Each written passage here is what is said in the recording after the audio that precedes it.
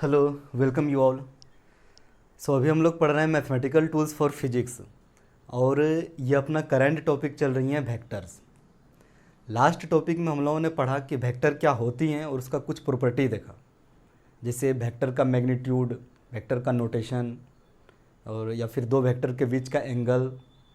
Okay, सो अब इस lecture में कवर करेंगे कि वेक्टर को सम कैसे कर सकते हैं। जब दो या दो से अधिक वेक्टर दिया हुआ हो तो उसका समेशन फाइंड करना है। ओके, तो ये है अपना current topic, addition of vectors.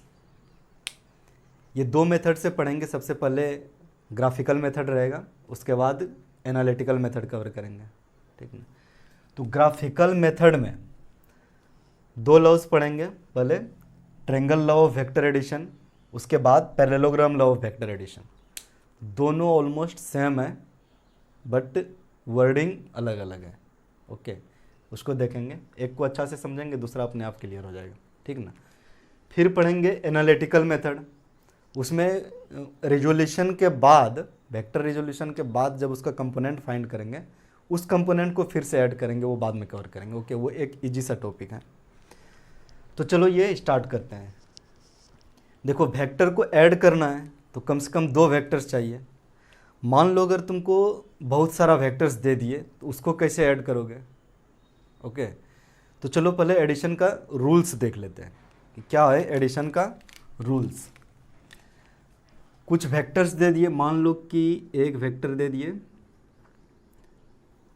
A vector है, दूसरा वेक्टर दे दिए बी, कुछ एक तीसरा वेक्टर दे दिए सी, और टारगेट दिए तुमको कि इसको ऐड करना है। ओके, याद करो जब वेक्टर के डेफिनेशन में क्या पढ़ रहा था, जब यहाँ से चलना स्टार्ट किया था ट्रैफिक पे, ठीक ना, ट्रैफिक पे जब चलना से स्टार्ट किया था, यहाँ से पहले कवर किया था d1 डिस्प्लेसमेंट। ओके, ये भी एक वेक्टर था। उसके बाद फिर कवर किया था d2 डिस्प्लेसमेंट, ये भी एक वेक्टर था। और फाइनल डिस्प्लेसमेंट क्या देख रहे थे, ये वाला रिजल्टेंट। तो यहाँ पे ऑब्जर्व करो, ये क्या था कि दोनों वेक्टर को जब ऐड किए थे, ठीक ना, d1 vector plus d2 vector, ठीक ना। यहाँ पे ऑब्जर्व करो कि ये वाला वेक्टर का, फर्स्ट वेक्टर का यहाँ पे हेड था और ये दूसरा वाला वेक्टर का यहाँ पे टेल था। तो दोनों को ज्वाइन किए हेड टू टेल, ठीक। हेड टू टेल जब ज्वाइन किए तो यहाँ से जब चलना स्टार्ट करोगे तो ये सेम ऑर्डर में, इसका भी ऑर्डर इधर है, इसका भी ऑर्डर जिधर हम लोग मूव कर रहे हैं उधर के डायरेक्शन में। लेकिन यहाँ से जब यहाँ आओ तो इसका सेम ऑर्डर नहीं है, इसका एरो इधर है, ये डिफरेंट ऑर्डर में है। ओके, उसी तरह से ऑब्जर्व यहाँ पे क्या क्या किया, हेड और टेल से कनेक्टेड है दो वेक्टर, तब इसका रिजल्टेंट फाइंड किया, ये वाला अपोजिट ऑर्डर में। इसी को यहाँ अप्लाई करो। सबसे पहले एक वेक्टर को लो, कोई भी वेक्टर को ले सकते हो, ठीक ना। चलो यहाँ पे ए वेक्टर लिए, ये रहा ए वेक्टर। ओके, इसके बाद बी वेक्टर लो, ये सब फ्री वेक्टर हैं। ओके, इसको कहीं भी मूव कर सकते हैं, बस इसका मैग्नीट्यूड और डायरेक्शन सेम नहीं होना चाहिए। तो बी वेक्टर को क्या करो, यहाँ से उठाओ और सेम मैग्नीट्यूड सेम डायरेक्शन में यहाँ लेते हैं। तो ये हो गया बी वेक्टर। ओके, ये ए वेक्टर का गिवन मैग्नीट्यूड थोड़ा सा और है। चलो, उसके बाद क्या करो, सी वेक्टर को भी ऐड करो। यहाँ पे एक चीज़ नोट करो, ये इसका हेड था, इसका टेल। ओके, यहाँ पे इसका ये हेड है तो दूसरा वेक्टर का टेल लाएंगे, सी वेक्टर का टेल यहाँ तक लेते हो, तो ये कुछ इस टाइप से हो गया सी वेक्टर। ओके, यहाँ पे अब इसका फर्स्ट वेक्टर का टेल है, लास्ट वेक्टर का हेड है। ओके, इसको ज्वाइन करो अपोजिट ऑर्डर में, रिजल्टेंट के लिए क्या अपोजिट ऑर्डर में ज्वाइन करना है। ओके, इसको ये वाला फाइनल पॉइंट ये हो गया, इनिशियल पॉइंट ये हो गया, यहाँ से ज्वाइन कर दिए तो ये हो गया रिजल्टेंट वेक्टर। ओके, तो रिजल्टेंट वेक्टर का नोटेशन क्या हो गया, R is equal to A vector plus B vector plus C vector. A B C same order में है, ठीक ना, और रिजल्टेंट वेक्टर अपोजिट ऑर्डर में है, ठीक ना। यहाँ पे देखो ये तो हो गया कि ज्योमेट्रिकली दिखा दिया ये रिजल्टेंट वेक्टर है, लेकिन इसका मैग्नीट्यूड भी फाइंड करना होगा, इसका डायरेक्शन भी फाइंड करना होगा क्या है। ओके, तो अगर यहाँ पे नोट करो कि दो वेक्टर का मैग्नीट्यूड एंड डायरेक्शन अगर फाइंड कर लें, ठीक ना, ऑब्जर्व करो ये वाला, अगर ये दो वेक्टर का सिर्फ फाइंड कर लें, ये वाला, इसको मान के चलो कि ये आर डैश वेक्टर है इक्वल टू ये दोनों का समेशन, ए वेक्टर प्लस बी वेक्टर, अगर ये फाइंड कर लें दो वेक्टर से, ठीक, मान लो कि ये फाइंड कर लिए, तो अब ए बी को भूल जाओ, फिर यहाँ पे बच गया दो वेक्टर, एक आर डैश वेक्टर एक सी वेक्टर। तो जिस तरह से ये दोनों का फाइंड किए थे उसी तरह से ये दोनों का भी फिर से फाइंड कर सकते हैं रिजल्टेंट वेक्टर के लिए। ओके, तो सबसे इंपॉर्टेंट यहाँ पे क्या हो गया अपना कि दो वेक्टर का पहले एडिशन फाइंड करते हैं, ठीक। तो अब आओ दो वेक्टर पे आ जाते हैं। दो वेक्टर के लिए क्या था, पहले एक ए लो, ए वेक्टर ये किए, दूसरा वेक्टर बी को स्लाइड करके इसके हेड पे लेते हो, बी का टेल, ये हो गया बी वेक्टर, ठीक। इसका रिजल्टेंट क्या है, अब ये वाला वेक्टर, ओके, ये वाला वेक्टर इसका रिजल्टेंट हो गया। अभी इधर ये सब बाकी भूल जाओ, ओके, इसको भूल गए। अब यहाँ पे टारगेट है कि रिजल्टेंट वेक्टर का मैग्नीट्यूड एंड डायरेक्शन क्या है। गिवन में क्या था कि ये दो वेक्टर के बीच का पहले एंगल देख लो क्या है। इसका यहाँ पे हेड है और ये टेल, इसका बी वेक्टर का ये हेड ये टेल, तो टेल टू टेल कनेक्ट करो, उसके बाद देखो कि स्मॉलर एंगल क्या है। ये हो गया ए वेक्टर, ये B vector, okay. Smaller angle तो ये वाला है थीटा, तो ये दोनों के बीच का एंगल थीटा है, ओके। यहीं से ये वेक्टर को स्लाइड करके इधर ले गए थे यहाँ पे, ठीक ना, ये सेम बी वेक्टर है, ओके। यहाँ पे जो इसको बस स्लाइड करके इधर ले गए थे, मतलब ये लाइन पैरेलल है और ये लाइन अगर ऐसे क्रॉस कर रही है तो ये वाला एंगल भी थीटा होगा, ओके। नोट करना, देखो ये वाला एंगल यहाँ पे, ये दोनों वेक्टर के बीच का एंगल क्या है, ये वाला थीटा, ये नहीं, यहाँ पे हेड एंड टेल है, ओके। जबकि वेक्टर के लिए क्या चाहिए, यहाँ पे टेल एंड टेल कनेक्टेड होना चाहिए, ओके। और स्मॉलर एंगल जो होगा वो होगा, ठीक। हेड एंड हेड भी कनेक्ट कर सकते हो, उससे भी स्मॉलर एंगल वही देगा, ओके। तो चलो ये हो गया इसका रिजल्टेंट वेक्टर। अब फाइंड करना है इसका मैग्नीट्यूड। सबसे पहले देख लो कि अब इसको कौन से कैटेगरी में रखेंगे, ट्रायंगल लॉ में या पैरेललोग्राम लॉ में। ये दिख क्या रही है, ट्रायंगल, ठीक ना, और ये दोनों वेक्टर्स सेम ऑर्डर में है, ठीक। ये सेम ऑर्डर में है और रिजल्टेंट वेक्टर अपोजिट ऑर्डर में है, ओके।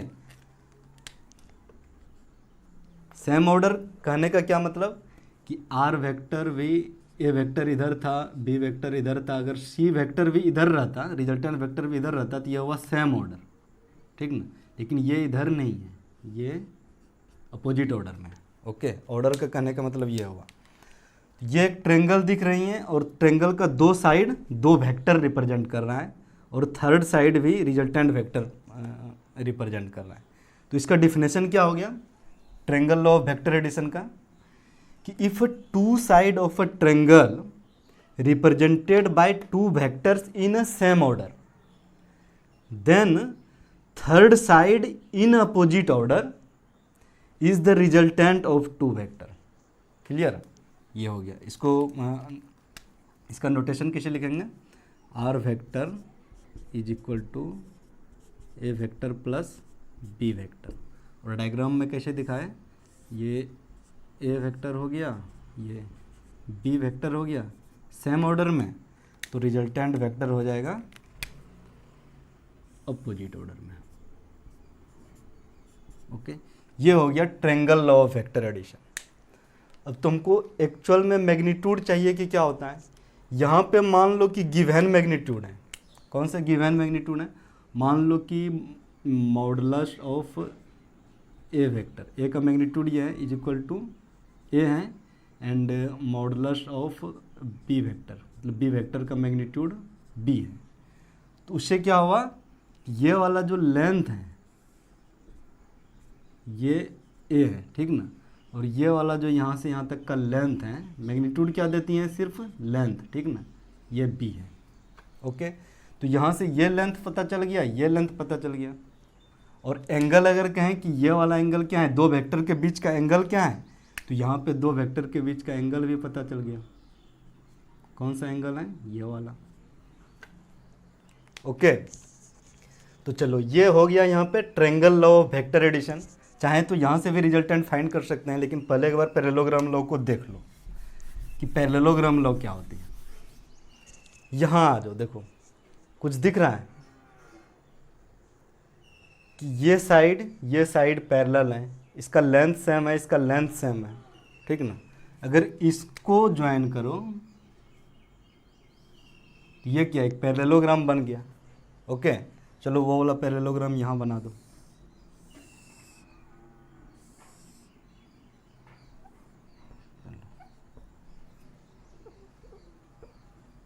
ये रहा पैरेललोग्राम। ओके, यहाँ पे अगर दो वेक्टर को दिखाए, ये ए था, ये बी, ए बी का एंगल थीटा था। ओके, वेक्टर ए एंड बीच का एंगल थीटा, ये हो गया बी वेक्टर, ये हो गया ए वेक्टर। ओके, तो यहाँ पे देखो कंजिक्यूटिव साइड बस दिखाती हैं, ये हो गया ए वेक्टर, ये बी वेक्टर। ओके, तो इसका जो डायगोनल रहेगा, इसको जब सम करोगे, सम करने का क्या था, वही इसको स्लाइड करके फिर से यहाँ लेते आए, तो ये वाला तो सेम वेक्टर हो गया ना, बी वेक्टर। ओके, ये वाला तो सेम वेक्टर हो गया। उसी तरह ये ए वेक्टर हो गया ऊपर वाला, ठीक ना। तो यहाँ पे देख लो, इसका रिजल्टेंट फाइंड ट्रायंगल लॉ थोड़ा सा लगा करके देखो, इसको यहाँ से स्लाइड करके यहाँ लेते हो, तो ये पता चलेगा कि यहाँ पे इसका हेड टू टेल ज्वाइन हो गया। हेड टू टेल ज्वाइन हुआ तो इसका रिजल्टेंट फाइंड करने के लिए ये वाला डायगोनल, ठीक ना, तो ये हो गया। बस इसको पैरेललोग्राम में रिप्रेजेंट किया, इसलिए इसको पैरेललोग्राम लॉ कहते हैं, ठीक ना, और कुछ नहीं। यहाँ से क्या हो गया कि if two consecutive side of a parallelogram represented by to vector originating from this point. देखो ये वेक्टर कहाँ से ओरिजिनेट कर रहा है, यहाँ से ये इस साइड में आया, यहाँ से ये इस साइड में किया, इसका भी इनिशियल पॉइंट ये था, इसका भी इनिशियल पॉइंट ये था, ठीक ना। तो डेफिनेशन क्या हुआ, if the adjacent side of parallelogram represented by two vectors a and b having same initial point, then diagonal of this parallelogram having the same initial point is a resultant of two vector। ठीक, resultant का initial point, दोनों vector का initial point same है। Okay, तो ये वाला diagonal इसका resultant हो गया। अब इनिशियल पॉइंट अगर मेंशन नहीं करोगे रिजल्टेंट के लिए तो डायगोनल तो ये भी हो सकता है, ठीक ना, लेकिन ये नहीं, जो तीनों का इनिशियल पॉइंट जहाँ सेम है वो वाला डायगोनल। तो ये हो गया parallelogram law of vector addition, ये भी रिजल्टेंट देगा। अब रिजल्टेंट यहाँ से फाइंड करो कि यहाँ से फाइंड करो, बात तो बराबर है। दोनों के बीच का एंगल अगर थीटा है तो ये वाला एंगल थीटा होगा। ओके, ये वाला एंगल थीटा होगा। टारगेट अपना क्या है, ये रिजल्टेंट वेक्टर का मैग्नीट्यूड और डायरेक्शन फाइंड करना है। टारगेट है अपना ये, इसका डायरेक्शन अल्फ़ा फाइंड करना, इसमें भी देख लो ये वाला अल्फ़ा हो जाएगा, और इसका मैग्नीट्यूड फाइंड करना, मतलब ये वाला लेंथ। ओके, अभी नॉन क्या क्या है, ए का मैग्नीट्यूड, यहाँ पे ए का मैग्नीट्यूड है ए, ठीक, ए है, मतलब मैग्नीट्यूड ऑफ ए, यहाँ पे ए रिप्रेजेंट किया है, और ये बी का मैग्नीट्यूड है बी, ये वाला जो लेंथ है वो बी है, तो उसको यहाँ पे भी रिप्रेजेंट, ये देख सकते हैं कि ये वाला जो लेंथ यहाँ से यहाँ तक है ये बी है। ओके, ये वाला। अब क्या करो, ये चाहिए, ये वाला लेंथ चाहिए, यहाँ पे किसी तरह से इसको एक राइट एंगल ट्रेंगल बनाओ, यहाँ से एक परपेंडिकुलर डाल दिया यहाँ पे, ये राइट एंगल पे। ओके, अब देखो ये वाला ट्रेंगल को थोड़ा बाहर निकालो, ठीक ना। यहाँ से क्या हो गया कि ये रिजल्टेंट, ओके, ये ए वेक्टर, ओके, और ये बी वेक्टर, ठीक। यहाँ पे सिर्फ लेंथ लिख रहे हैं, रिजल्टेंट का वेक्टर हुआ आर, इसका लेंथ हुआ ए, इसका लेंथ हुआ बी, और इसके बीच का जो एंगल है थीटा, ये 90 डिग्री। ओके, कुछ नोटेशन दे दो, मान लो ये ओ है, ए बी एंड ये वाला पॉइंट सी, ठीक। तो यहाँ पे ये वाला पाइथागोरस थ्योरम इसमें लगा सकते हैं, ये राइट एंगल ट्रेंगल में ओ ए बी में।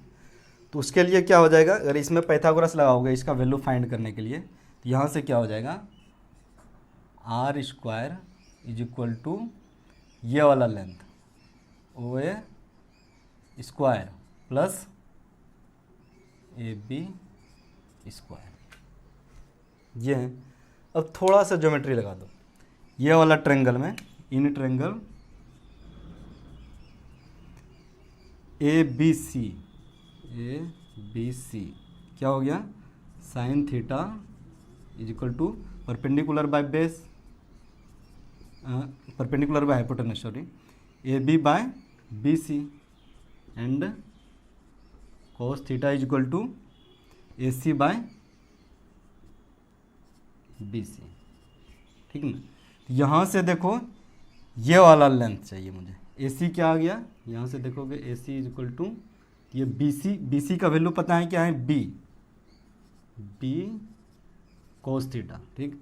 और यहाँ से ये ए बी का वैल्यू क्या आ गया, बी सी का वैल्यू बी पुट कर दो, ये वाला लेंथ का, ये क्या वेक्टर बी का मैग्नीट्यूड है बी, ये हो गया बी साइन थीटा।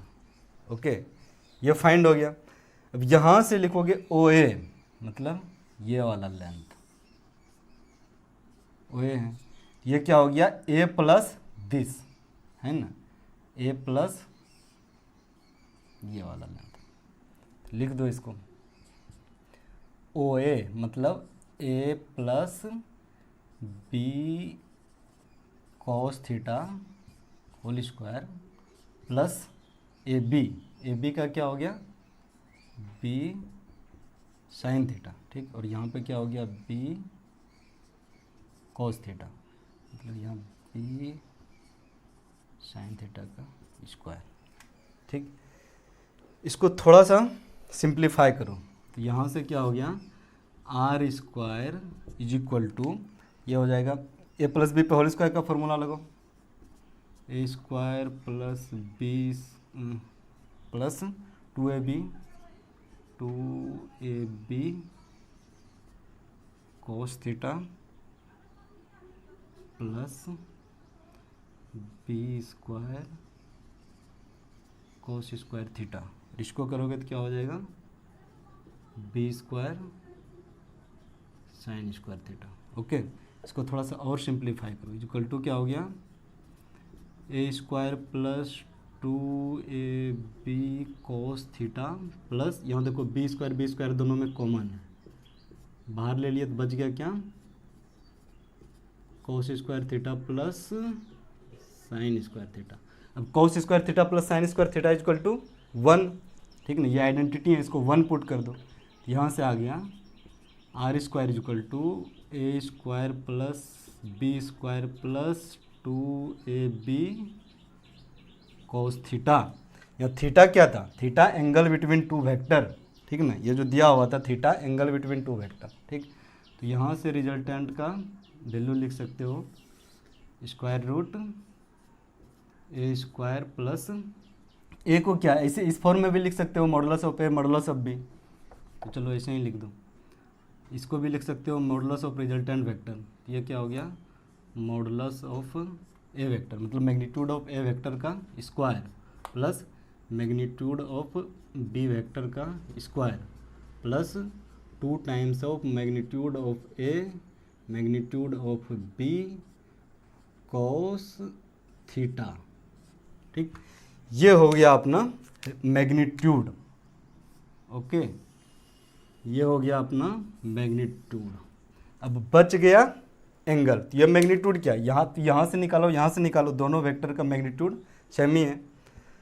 यहाँ पे क्या हो गया थीटा, लिख लो theta is where theta is angle between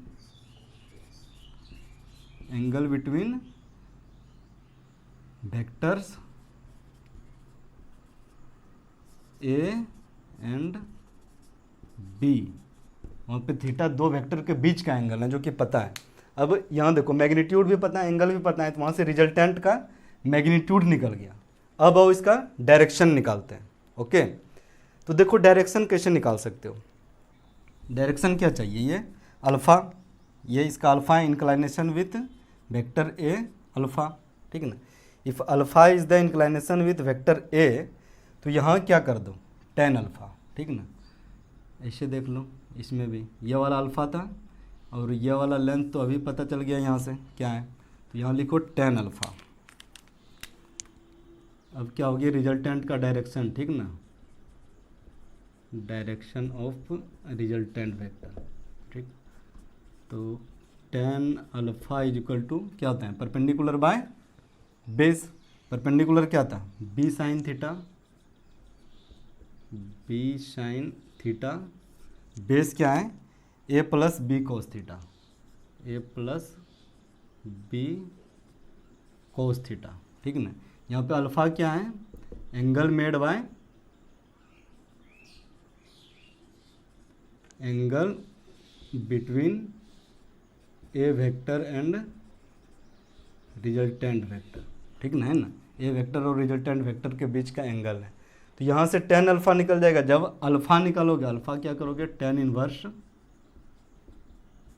यही वैल्यू लिख दो b sine alpha by A plus B cos alpha. यहाँ पे अब दोनों चीज़ें पता चल गया कि रिजल्टेंट वेक्टर का, टू वेक्टर का रिजल्टेंट वेक्टर का डायरेक्शन ये होगा और इसका मैग्नीट्यूड यहाँ पे ऑलरेडी है। तब जब दो वेक्टर का मैग्नीट्यूड एंड ये वेक्टर का रिजल्टेंट वेक्टर का मैग्नीट्यूड एंड डायरेक्शन दोनों निकल गया, मतलब वेक्टर कंप्लीट निकल गया। वेक्टर का चाहिए ही मैग्नीट्यूड और डायरेक्शन क्या होता है। ओके, तो चलो ये रहा एडिशन ऑफ वेक्टर्स, और इसमें से हम लोग डील किए ग्राफिकल मेथड से। अब नेक्स्ट में रिजोल्यूशन ऑफ वेक्टर बताएंगे और वहाँ पे फिर एनालिटिकल मेथड कैसे यूज करते हैं वेक्टर का रिजल्टेंट फाइंड करने में, वो देखेंगे। ओके, बस यहाँ पे एक थोड़ा सा ध्यान देना था, यही वाला बात कि इसका प्रोजेक्शन कैसे लेते हैं। ओके, और इसमें कुछ यूज नहीं था, बस ये 10th क्लास का basic trigonometry sine theta cos theta. Okay, ये इंपॉर्टेंट है, ये फॉर्मूला याद रखना। यहाँ पे एंगल क्या है, ठीक ना। हाँ, और देखो एक पॉइंट है कि अगर वेक्टर को सब्ट्रैक्ट करेंगे तब क्या होगा। तो देखो यहाँ पे थोड़ा सा देख लेते हैं सब्ट्रैक्शन ऑफ वेक्टर। अगर दो वेक्टर जो दिया हुआ था, कौन कौन सा वेक्टर दिया हुआ था, एक ए वेक्टर एंड दूसरा बी वेक्टर। ओके, एडिशन तो हम लोग देख लिए कि ए प्लस बी वेक्टर क्या होता है, इसका रिजल्टेंट हम लोग फाइंड कर लिए, ठीक ना। अगर क्वेश्चन ये दें कि find A vector minus B vector, subtract, इसको सब्ट्रैक्ट करना है। ओके, तब कैसे करेंगे, यहाँ पे वो प्रॉपर्टी यूज करो नेगेटिव ऑफ ए वेक्टर, ठीक ना। इसको कैसे लिख सकते हो, A vector minus B vector is equal to A vector plus minus of B vector, लिख सकते हो ना। तो यहाँ पे ए वेक्टर क्या है, ए वेक्टर के साथ में तो पॉजिटिव साइन ही है, ए वेक्टर को ऐसे रख लो, ठीक, ए वेक्टर को ऐसे रख लिए, ये रहा ए वेक्टर। और बी वेक्टर को माइनस करना है, ठीक ना। बी वेक्टर को जब माइनस करेंगे तो इसका मैग्नीट्यूड सेम रहेगा बट डायरेक्शन चेंज हो जाएगा, ये हो जाएगा minus of B vector. Okay, अब माइनस ऑफ बी वेक्टर को वहाँ से लेते आओ, पहले प्लस ऑफ बी वेक्टर था तो ऐसे ऐड करते थे, अभी माइनस ऑफ बी वेक्टर को यहाँ लेते आओ। अब इसका ये क्या हो जाएगा, यहाँ पे ये टेल है, यहाँ के इसका हेड है, तो दोनों का आके ज्वाइन कर दो, यहाँ पे टेल आया, ये ऐसे आ गए, माइनस ऑफ बी वेक्टर, ठीक ना। अब क्या हो गया, ये वेक्टर और ये वेक्टर का समेशन हो रहा है, ठीक ना। यहाँ पे ये ए वेक्टर और ये माइनस ऑफ बी वेक्टर का समेशन हो रहा है। ग्राफिकली देखोगे तुमको ये वाला वैल्यू फाइंड करना है, रिजल्टेंट ये होगा। ओके, ये वाला वैल्यू चाहिए, ये वाला वैल्यू क्या हो जाएगा, A vector minus of B vector. Okay, तो चलो यहाँ तो अभी समेशन का वैल्यू पता था कि क्या है। अब देखो, जब ए बी के बीच का एंगल क्या था, ये ए वेक्टर एंड ये बी वेक्टर, इसका एंगल थीटा था, ठीक ना। जब b को माइनस बी से रिप्लेस कर दो तो ये क्या हो गया, माइनस बी वेक्टर, ठीक ना। अब ये वाला थीटा अभी के लिए भूल जाओ, ये वाला एंगल क्या हो गया, पाई माइनस थीटा, ठीक ना, ये अब भूल जाओ। तो दोनों के बीच के वेक्टर का एंगल क्या हो गया, पाई माइनस थीटा। ओके, और मैग्नीट्यूड तो सेम है, बस एंगल चेंज हुआ, सब्ट्रैक्शन करने से क्या हो गया, एंगल बस पाई माइनस थीटा हो गया, ठीक ना। तो इसी पे लेते हो, ये वाला जो चाहिए, इसका मैग्नीट्यूड क्या हो जाएगा, magnitude of A minus B vector, ठीक। तो यहाँ पे पुट कर दो इसको, under root A square plus B square plus 2ab cos theta था वहाँ, यहाँ पे सब्ट्रैक्ट करोगे तो क्या हो जाएगा, कॉस पाई माइनस थीटा। बस इतने सा चेंज होगा, सब्ट्रैक्ट करने पे एंगल दोनों के बीच का चेंज हो गया, ये पाई माइनस थीटा है। तो फाइनली ए माइनस बी का मैग्नीट्यूड क्या हो गया, पाई माइनस थीटा कैसे निकालोगे, ठीक, कॉस देखो, कॉस पाई माइनस थीटा मतलब माइनस कॉस थीटा, तो यहाँ पे हो गया resultant A square plus B square minus 2ab cos theta. यहाँ क्या यूज किए, cos pi minus theta is equal to minus of cos theta, minus of cos theta रखो तो ये प्लस माइनस कर देगा। ओके, अब जाकर के ये क्या होगा, जब दो वेक्टर को सब्ट्रैक्ट करेंगे तो उसका मैग्नीट्यूड पता चल गया, ठीक। एंगल क्या बनाएगा, दोनों के बीच का एंगल क्या होगा, मतलब ए के साथ में एंगल अगर इसका अल्फा है, ठीक है ना, तो फिर से लिख लो, टेन अल्फा क्या होगा, tan alpha, okay, is equal to B sine theta था वहाँ पे, यहाँ पे क्या हो जाएगा, पाई माइनस थीटा, ठीक ना, A plus B cos pi minus theta, ठीक। तो sine pi minus theta sine theta होता है, तो यहाँ से क्या हो जाएगा, tan alpha is equal to B sine theta, sine pi minus theta is equal to sine theta, और ये नेगेटिव में आ जाएगा, A minus B cos theta. Okay, ये हो गया उसका टेन अल्फा, अल्फा निकालोगे टेन इन्वर्स कर दो इतना सा, तो ये हुआ। बस इसमें क्या था मैन, कि जब माइनस करोगे तो ये एंगल बिटवीन टू वेक्टर क्या रहेगा, theta angle between A and B, ठीक ना। थीटा वहाँ पे क्या है, angle between A and B, तो यहाँ पे क्या करना, रिप्लेस, जब सब्ट्रैक्ट करोगे ना तो कर रिप्लेस कर देना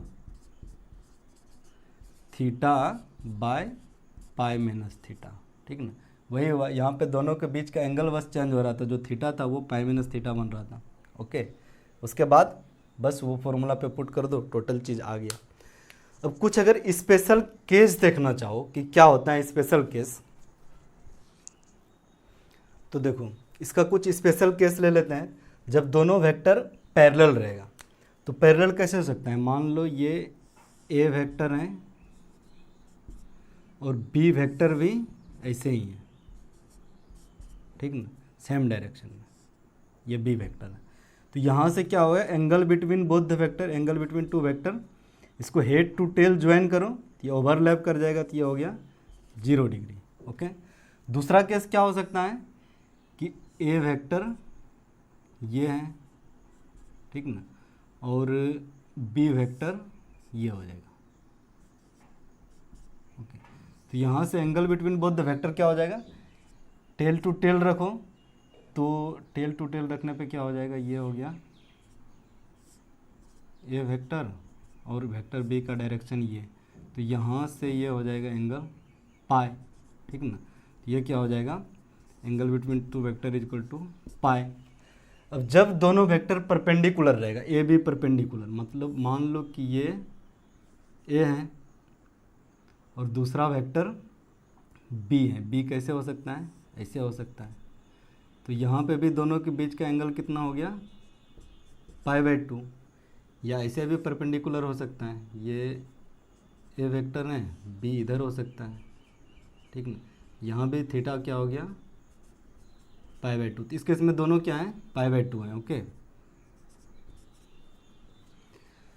तो बस देख लो, थीटा के वैल्यू यहाँ पुट कर दो। ये वाला केस के लिए जब थीटा 0 डिग्री होगा, इसके लिए रिजल्टेंट क्या हो जाएगा, ठीक ना, ए बी, डायरेक्ट इसको रख करके देखोगे तो क्या हो जाएगा, यहाँ से ए रखें, ठीक, फिर यहाँ से बी रखें, तो रिजल्टेंट ये वाला यहाँ से लेके यहाँ तक डायरेक्ट सम हो रहा है ना, फॉर्मूला में रख के देख लो, रिजल्टेंट वेक्टर क्या हो गया, under root modulus of A square plus modulus of B square, मतलब A square plus B square plus 2ab cos 0, cos 0 1 होता है, तो क्या हो गया, under root A square plus B square plus 2ab, इसको रूट से बाहर, ये क्या हो गया, ए प्लस बी पे होल स्क्वायर, ठीक ना, तो ये under root is equal to root under A plus B का होल स्क्वायर। तो यहाँ से हो जाएगा इसका क्या, रिजल्टेंट वेक्टर, ओ इसका मैग्नीट्यूड। ओके, रिजल्टेंट वेक्टर का मैग्नीट्यूड क्या हो गया, ए प्लस बी, ठीक, इसका मॉडुलस। ये तो पॉजिटिव क्वांटिटी है, तो ये ए प्लस बी मतलब डायरेक्ट सम करती है, और वही यहाँ पे होगा थीटा पाई, ठीक ना, थीटा जब पाई होगा तब एडिशन कैसे करेंगे, ये देखो, resultant vector is equal to under root A square plus B square plus 2ab cos pi, cos pi का वैल्यू -1, यहाँ आ जाएगा under root A square plus B square -2ab, ठीक ना, -2ab, यहाँ पे -1 जब वैल्यू रखोगे तो -2ab आ जाएगा। तो यहाँ से इसका मैग्नीट्यूड देखोगे रिजल्टेंट वेक्टर का, ये क्या हो जाएगा, modulus of A minus B, ठीक, मतलब अगर बी ग्रेटर देन रहेगा ए से, तो मैग्नीट्यूड जो देख रहे हैं ये तो पॉजिटिव क्वांटिटी ही होगा ना, तो जो भी होगा इसमें से पॉजिटिव क्वांटिटी ये हो जाएगा। तो यहाँ पे मैग्नीट्यूड इसमें कम हो जा रहा है, ठीक ना, सबसे कम होगा जब एंगल दोनों के बीच में पाई रहेगा, जस्ट अपोजिट डायरेक्शन में, ठीक ना, और यहाँ पे सेम डायरेक्शन में दोनों, तो ऐड हो जाएगा। परपेंडिकुलर वाला देख लो, ठीक ना, modulus of resultant vector is equal to A square, मतलब modulus of A square plus modulus of B square plus 2ab cos π/2। अब कॉस π/2 क्या होता है, 0 होता है, यहाँ से क्या हो जाएगा, modulus of R resultant vector is equal to under root A square plus B square. थोड़ा ध्यान दो, ये आ गया ना, पाइथागोरस थ्योरम में था, resultant of A square is equal to A square plus B square. ये देखो पाइथागोरस थ्योरम था ना, अगर ये ए हैं, ये बी हैं, ठीक ना, इसका मैग्नीट्यूड यहाँ पे ए है, इसका मैग्नीट्यूड यहाँ पे बी है, मतलब मैग्नीट्यूड मतलब लेंथ, तो रिजल्टेंट वेक्टर का मैग्नीट्यूड क्या होता था, ठीक, यहाँ से पाइथागोरस थ्योरम लगाते थे, ये square is equal to A square plus B square, हो गया ना, जब एंगल परपेंडिकुलर रहता था। तो ये कुछ हो गया स्पेशल केसेस, इसका यूज पड़ेगा जब हम लोग फ्रीक्वेंटली यूज करेंगे, ठीक ना। डायरेक्ट ये वैल्यू यूज कर लेंगे थोड़ा सा प्रैक्टिस के बाद। ओके, तो चलो addition of vectors and subtraction of vector यहीं रखते हैं, आगे हम लोग पढ़ेंगे resolution of vector. Okay, thank you.